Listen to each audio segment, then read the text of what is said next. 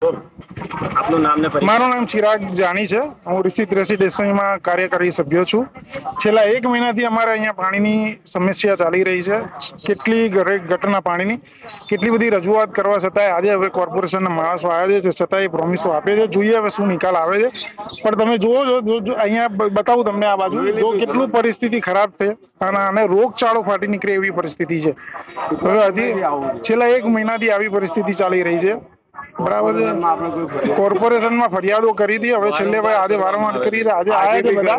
હવે આજે આવીને શું સોલ્યુશન લાવે છે એ જોવાનું રહ્યું। છતાં 1 મહિના તો વરસાદમાં શું હાલત થશે? વરસાદમાં તો બહુ ખરાબ પરિસ્થિતિ થશે। હવે અમે તો અત્યારે આવી છે તો વરસાદમાં તો શું પરિસ્થિતિ તો એ જોઈ લો તમે જોઈ રહ્યા છો શું પરિસ્થિતિ છે।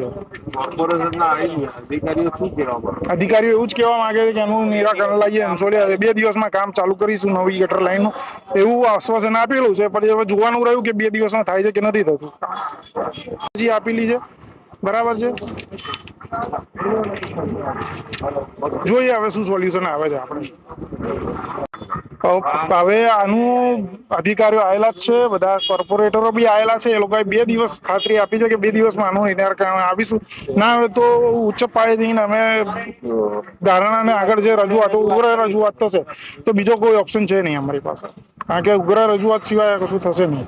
જોઈએ 2 દિવસ અમને કીધું છે કે 2 દિવસની અંદર સોલ્યુશન આવી છે। આપણે એમની વર્ડ ઉપર આપણે આગળ આપીએ છીએ અમને 2 દિવસ, જોઈએ પછી શું સોલ્યુશન આવે શું નથી આવતું એ પછી આગળ બધા સાથે મળીને રજૂઆત કરીશું ને સાથે મળીને ડિસિઝન લઈશું કે આગળ શું કરવું છે શું નહીં।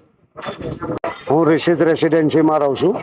એ બ્લોકમાં હર્ષદભાઈ કે પારેખ, હું પોતે સેક્રેટરી છું। અને આ લગભગ 6 મહિનાથી અમારો પ્રોબ્લેમ છે અને ઘણી બધી રજૂઆતો કરેલી છે મ્યુનિસિપાલિટીમાં અને બધી જગ્યાએ અમે રજૂઆતો કરેલી છે, પણ હજુ સુધી કોઈ આવ્યું નથી। રાત્રે કોઈ ખટારો લઈ અને પાણી ભરી જાય છે, પછી સવારે આ જ પ્રોબ્લેમ હોય છે, કોઈ એનું નિરાકરણ આવતું નથી।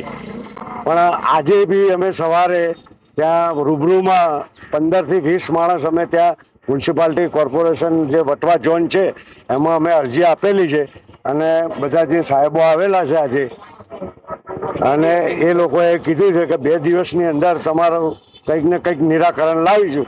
અને જો નહીં આવે 2 દિવસની અંદર તો અમે આગળ રજૂઆતો કરવા સક્ષમ છે,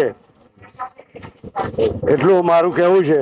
અને જેટલા વહેલી તકે થાય એટલું સારું છે, નકર વરસાદ આવી જાય, રેન વોટર આવે તો રોગચાળો ફાટી નીકળે એવી સમસ્યા ઊભી થઈ છે।